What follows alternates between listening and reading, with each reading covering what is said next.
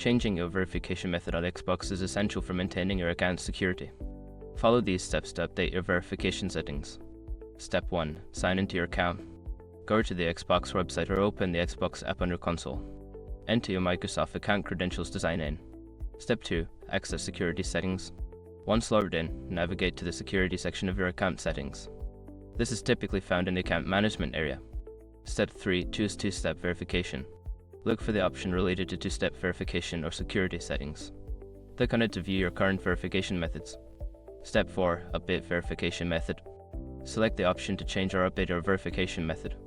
You may have choices such as using an authenticator app, email, or phone number.